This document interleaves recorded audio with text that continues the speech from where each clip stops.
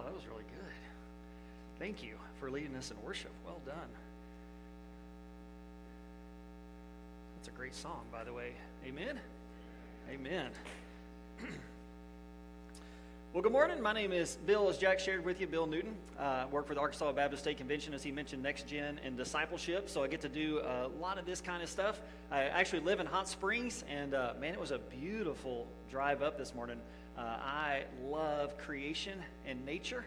It just puts me in awe of God, and saw a couple of things on my way up this morning, driving some roads I hadn't driven in a long time. That was just really, I just wanted to stop and give praise, because God's power, His creativity is just amazing. I'm going to tell you, it's beautiful. One of the things I just kept thinking on the way up is Arkansas is the natural state, right? That's a great name for some of the things I saw this morning. So well done.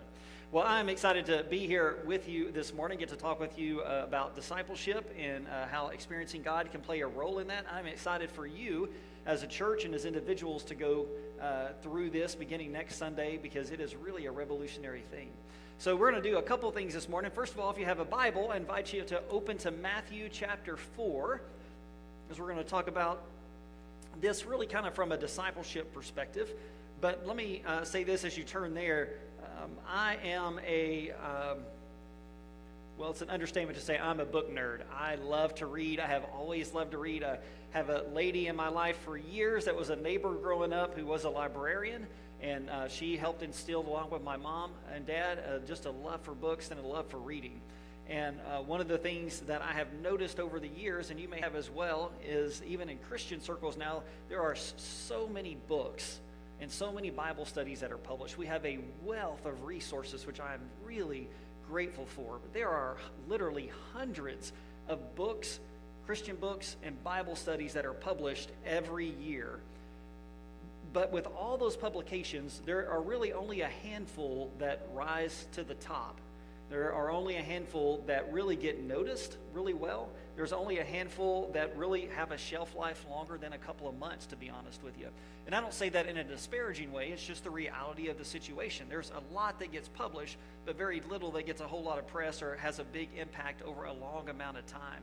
There have been a few that have done that, but not too many. But there are some that have hung in there for not just a year or more, or even a couple of years, but a few decades, things that continue to be something really special.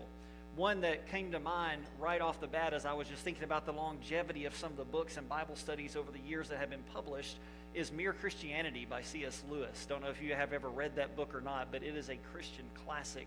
Published in 1952, it is still widely read today, almost 75 years later. As a matter of fact, I was on a college campus on Thursday talking to some students that are going into the ministry, and I was asking them about some of the classes they were taking, and they mentioned one class in particular that sounded really interesting. And I was like, what are your textbooks for that? And they had 4 books that they mentioned, and one of the books was Mere Christianity by C.S. Lewis. 75 years later, still required in a biblical studies course at one of our campuses here in Arkansas, and not unheard of at all for that to happen.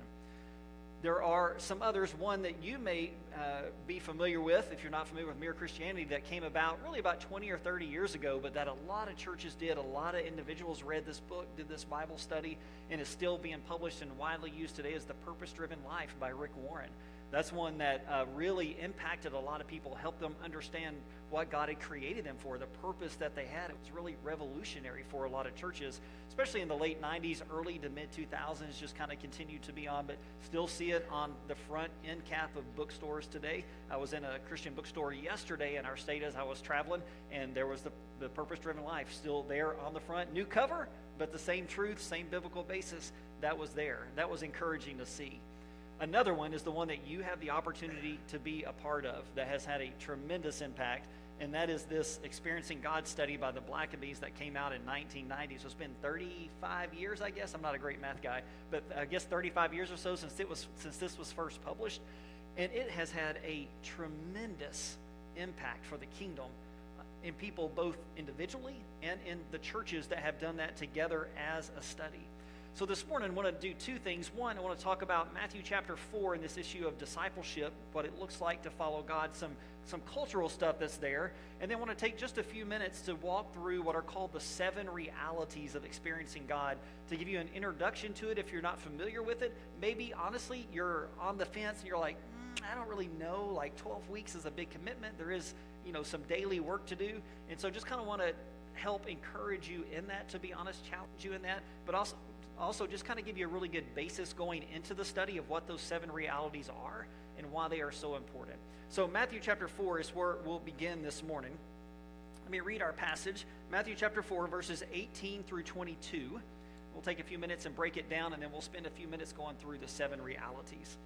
Well-known passage if you've been in church very long, if you've been a follower of Jesus very long. This is a passage that may not be foreign to you at all.